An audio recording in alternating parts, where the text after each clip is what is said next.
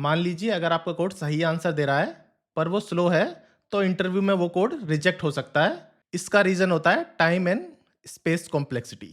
तो आज के इस लेक्चर में हम टाइम और स्पेस कॉम्प्लेक्सिटी को अच्छे से समझेंगे कि टाइम कॉम्प्लेक्सिटी क्या होती है, बिग ओ नोटेशन क्या होता है और स्पेस कॉम्प्लेक्सिटी क्या होती है।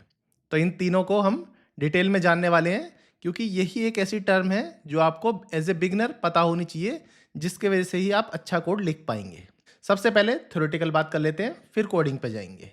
पहले टाइम कॉम्प्लेक्सिटी क्या होती है। टाइम कॉम्प्लेक्सिटी जो है आपको बताती है कि कोड रन होने में कितना टाइम लगेगा, वो भी इनपुट की साइज के अकॉर्डिंग। आपका इनपुट का साइज कितना है उसके अकॉर्डिंग आपका कोड रन होने में कितना टाइम लगेगा। टाइम कॉम्प्लेक्सिटी का ये मतलब नहीं है कि आपका कोड कितने सेकंड में रन हुआ है। इसका मतलब है कि आपका ग्रोथ ऑफ ऑपरेशन कितना है। इस इनपुट के अकॉर्डिंग इस आउटपुट आने में आपको लगा है 10 सेकंड, जबकि फिजिबल टाइम लगना चाहिए था 2 सेकंड। तो सेकंड पे डिपेंड नहीं करता, ये आपकी इनपुट और आउटपुट की ग्रोथ पर डिपेंड करता है। अब आ चुके हैं हम अपने वीएस कोड पे और मैं यहाँ पे एक एग्जांपल लिखता हूँ, let n is equal to 10 और यहाँ पे लगा देता हूँ मैं फोर लूप।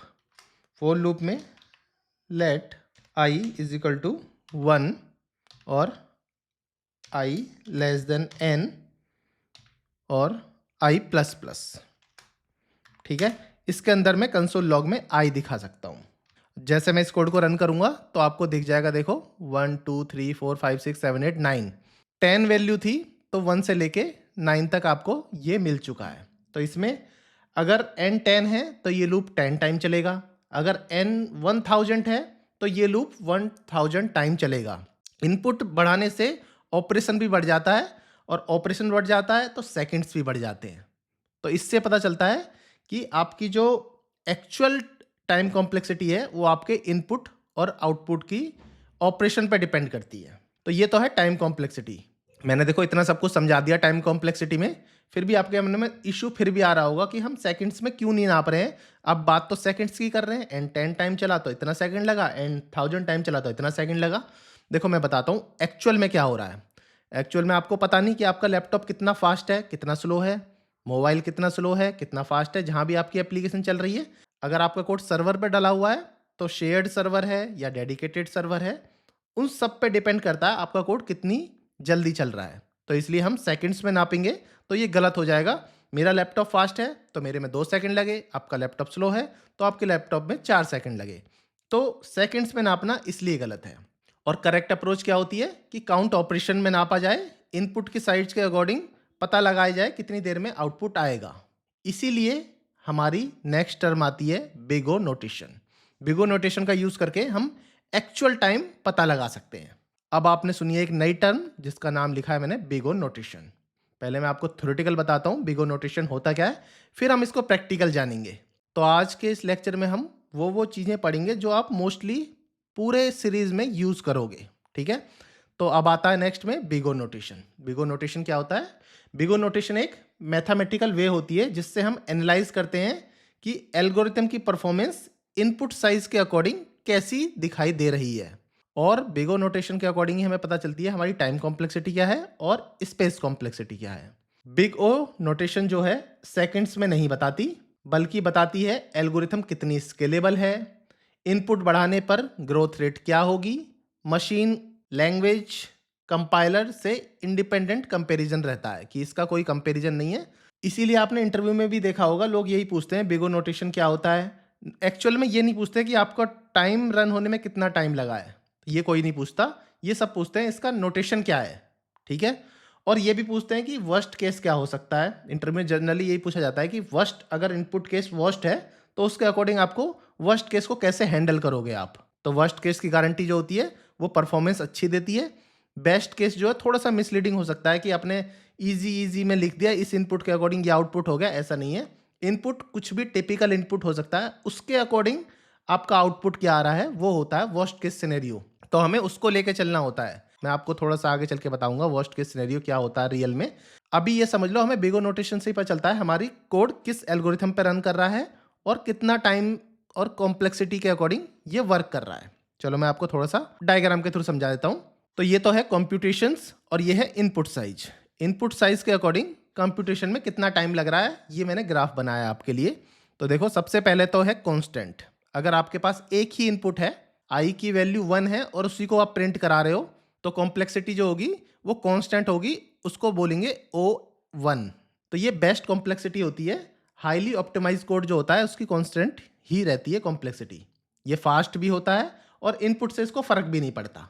तो ये तो सिंपल कांस्टेंट है। दूसरी आती है लीनियर, जिसको बोलते हैं ON नोटेशन। ON नोटेशन मतलब लीनियर टाइम कॉम्प्लेक्सिटी, जो सबसे ज़्यादा पूछी जाती है इंटरव्यू में भी।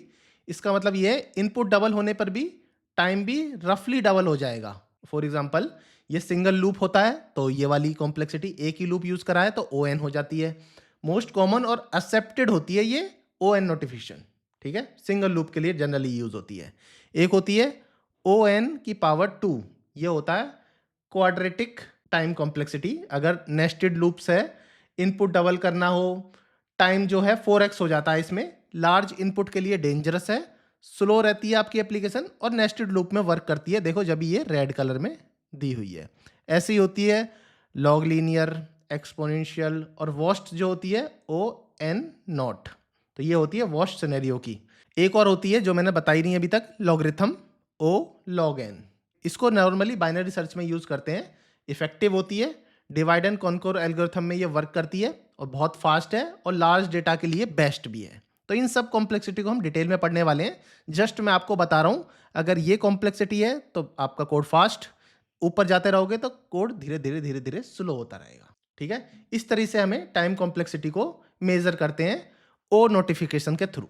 तो अब मैं बता देता हूँ। देखो बेस्ट केस जो होता है वो जो सबसे फास्ट सिनेरियो है। एवरेज केस जो होता है वो नॉर्मल एक्सपेक्टेड सिनेरियो होता है। वर्स्ट केस जो होता है वो सबसे स्लो सिनेरियो होता है। तो इंटरव्यूअर जो है उसी पे ज़्यादा फोकस करते हैं, क्योंकि वर्स्ट सिनेरियो में आपके सारे इनपुट कवर हो जाते हैं। अब आते हैं अपने नेक्स्ट टॉपिक पे, स्पेस कॉम्प्लेक्सिटी। अभी मैं पहले इसको डेफिनेशन वाइज आपको क्लियर कर देता हूँ, फिर बेगो नोटेशन और स्पेस कॉम्प्लेक्सिटी, इन दोनों को हम कोडिंग वाइज भी समझेंगे। देखो स्पेस कॉम्प्लेक्सिटी बताती है कि आपका कोड कितनी एक्स्ट्रा मेमोरी यूज कर रहा है। तो ये तो चलो साइज के अकॉर्डिंग था, एल्गोरिथम के अकॉर्डिंग था। ये आपकी मेमोरी के अकॉर्डिंग होता है कि फॉर एग्जांपल आपके पास कोई let temp is equal to blank array है, तो एक एक्स्ट्रा एरे मतलब एक एक्स्ट्रा स्पेस यूज करना। तो वेरिएबल भी, अगर एक्स्ट्रा वेरिएबल भी यूज करोगे तो एक एक्स्ट्रा एक स्पेस यूज हो जाएगा। जितने ज़्यादा आप वेरिएबल यूज करोगे इतनी ही ज़्यादा स्पेस कॉम्प्लेक्सिटी बढ़ती जाएगी। जितनी ज़्यादा आप एरे यूज करोगे उतनी ही ज़्यादा स्पेस कॉम्प्लेक्सिटी बढ़ती जाएगी। तो जितने कम वेरिएबल उतनी ही अच्छी स्पेस कॉम्प्लेक्सिटी। तो आपको अच्छे से समझ आ गया होगा स्पेस कॉम्प्लेक्सिटी क्या होती है। Extra array, extra space, extra variable, extra space. तो इसके लिए हमें कम से कम वेरिएबल्स का यूज करना है, तभी हमारी स्पेस कॉम्प्लेक्सिटी जो है बेटर होगी। तो ठीक है, मैं आपको एग्जाम्पल के थ्रू समझाता हूँ ये कैसे वर्क करती है। तो चलते हैं अपने VS कोड पे। मैं यहाँ पे एक एग्जाम्पल ले लेता हूँ कि यहाँ पे लेता हूँ मैं पे एक फंक्शन सम एरे और let total is equal to, अभी मैं इसको इनिशियली 0 ले लेता हूँ और एक फॉर लूप ले लेता हूँ। फॉर लूप में इस तरह से ले लेता हूँ, for loop let I is equal to 0, I less than array dot length और आई प्लस प्लस कर लेते हैं और एरे की वैल्यू को टोटल कर लेते हैं। ठीक है, सिंपल है। और यहाँ पे रिटर्न कर देते हैं टोटल। अब मैं यहाँ क्या करता हूँ, एक कंसोल लॉग ले लेता हूँ, कंसोल डॉट लॉग, और यहाँ पे मैं एज ए पैरामीटर दे देता हूँ 1 2 3 4 5। इन सबको यहाँ पे हम सम करा रहे हैं। ठीक है, जैसे मैं इसको चलाऊंगा, मैंने चलाया तो मुझे मिल गया देखो 15। तो देखो सम हो गया, 15 मिल गया इन सबका सम होके। तो आपने गौर किया हो तो इसमें टाइम कॉम्प्लेक्सिटी क्या होगी और स्पेस कॉम्प्लेक्सिटी क्या होगी, आपको ये बताना है। देखो टाइम कॉम्प्लेक्सिटी, क्योंकि इसमें एक लूप चला है तो उसकी होगी ON। और स्पेस कॉम्प्लेक्सिटी, इसमें आपने एक ही वेरिएबल का यूज करके उसी वेरिएबल को रिटर्न कर दिया है, तो इसकी कॉम्प्लेक्सिटी होगी O1, क्योंकि आपने कोई भी एक्स्ट्रा वेरिएबल्स यूज नहीं करे, उसी वेरिएबल्स को यूज करके उसी में ही आपने आउटपुट रिटर्न कर दिया। तो ये बेस्ट सिनेरियो होता है अगर इस केस की बात करें।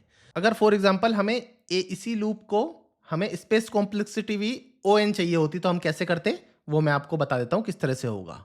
फंक्शन डबल एरे करके मैं यहाँ पे लिख देता हूँ, इसके अंदर मैं लेट रिजल्ट एरे में पुश करूँगा और एक फॉर लूप यूज़ कर लेता हूँ।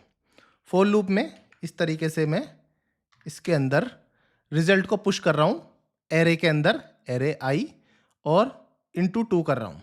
इतना करने के बाद यहाँ से मैं रिटर्न कर देता हूँ रिजल्ट को, और यहाँ पे कंसोल लॉग में डबल कर देता हूँ वैल्यू को। 1 2 3 की वैल्यू में डबल कर रहा हूँ। तो इस कोड में क्या हो रहा है, यहाँ से मैं 1 2 3 वैल्यू यहाँ से पास कर रहा हूँ, और फिर इन्हीं वैल्यू को रिजल्ट में पुश कर रहा हूँ डबल करके, और यहाँ से उस रिजल्ट को मैं आपको वापस कर रहा हूँ। तो इसमें हर एरे में एक डिफरेंट पैरामीटर को मैं पुश कर रहा हूँ, उसके अकॉर्डिंग आपको वैल्यू मिल रही है।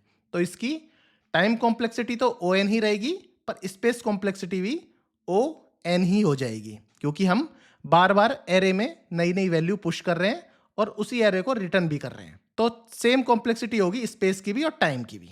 बिगिनर जो नॉर्मली मिस्टेक करते हैं, हर जगह नेस्टेड लूप लगा देते हैं, बिग ओ को इग्नोर करते हैं, सिर्फ आंसर पे फोकस करते हैं, ऑप्टिमाइजेशन को ध्यान में नहीं रखते।